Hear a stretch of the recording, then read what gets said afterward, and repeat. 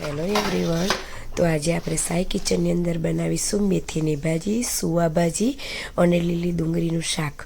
તો તમે જોઈ શકો છો મેથીની ભાજી મેં લીધી છે અને સુવાની ભાજી બે મિક્સ કરી લીધી છે અને એને પાણીમાં બોળી દઈશું.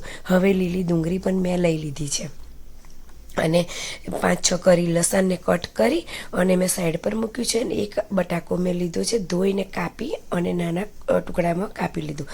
હવે આપણે એક પેન લીધું છે નોનસ્ટિક, એની અંદર તેલ મૂક્યું છે 2 ચમચી, જીરું અડધી ચમચી અને કાપેલું લસણ નાખીને આપણે વઘાર તૈયાર કરીશું. તો આપણું ગરમ તેલ થાય છે અને સરસ રીતે લસણ પણ સાતળાઈ ગયું તો આપણે એ બટાકો અંદર નાખી દઈશું. તો તમે બટાકો થોડોક એવો સતળાઈ જાય એટલા માટે મેં એને ઢાંકી દીધો છે. હવે સતળાઈ ગયો છે તો તમે જોઈ શકો છો કે હવે આપણે એની અંદર લીલી ડુંગળી નાખી દઈશું.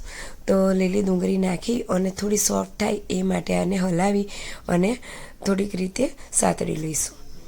હવે આપણી ડુંગળી એક બાજુ સતળાઈ ગઈ તો થોડીક અડધી ચમચી જેવી મેં હળદર નાખી અને એને ફરીથી એકવાર હલાવી લીધું. હવે લીલા મરચાં મેં પહેલે એટલા માટે નથી નાખ્યા કે લીલા મરચાં જો આ તેલમાં સતળાઈ જાય તો એનો તીખાશ જતી રહે છે. તો મેં લીલા મરચાં પછાડીથી નાખ્યા છે, 2 મરચાં કટ કરીને.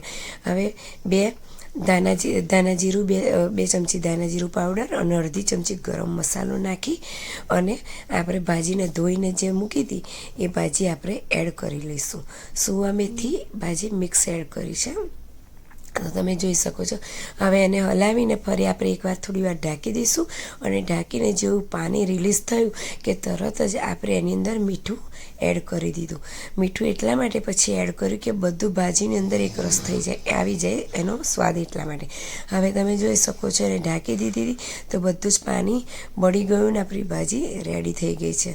તો તમે જોઈ શકો છો ભાજી આપણી રેડી છે. તમે ધારો તો બટાકો વધારે પણ એડ કરી શકો છો. મેં એટલા માટે થોડો કર્યો છે કે મારા ઘરમાં નથી પસંદ, ખાલી ભાજી જ બનાવવાની હતી, પણ આ રેસીપી બતાવવા ખાતર મેં બટાકો એડ કરેલો છે.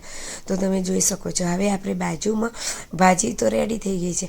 હવે બાજરીનો લોટ છે તે મેં લીધો છે ને એની અંદર મીઠું નાખી અને આપણે બાજરીનો લોટ બાંધી લઈશું કે આપણે એને રોટલા કરવા માટે.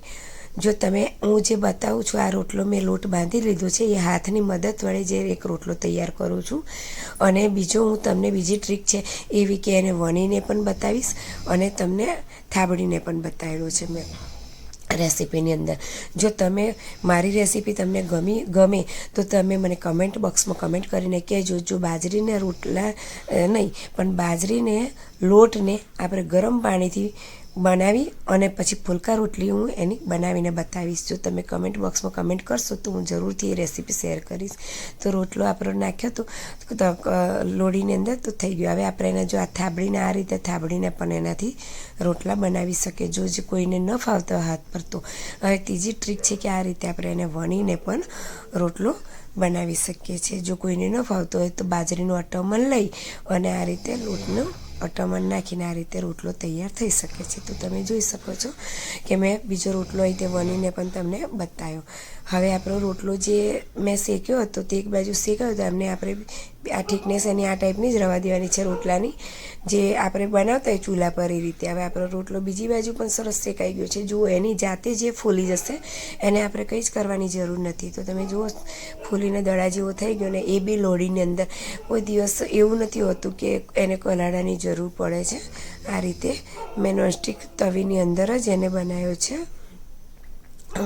તો તમે જોઈ શકો છો રોટલો આપણો રેડી છે.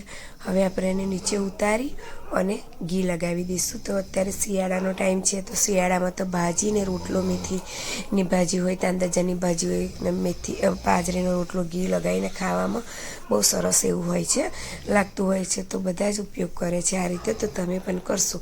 તો મારી રેસીપી તમને સારી લાગી હોય તો લાઇક, શેર અને સબસ્ક્રાઈબ કરવાનું ભૂલશો નહીં. તો તમે જોઈ શકો છો રોટલો પણ તૈયાર છે અને બીજો રોટલો મેં વણ્યો તો તે પણ મૂક્યો. હવે ભાજી અને રોટલો આપણો રેડી છે.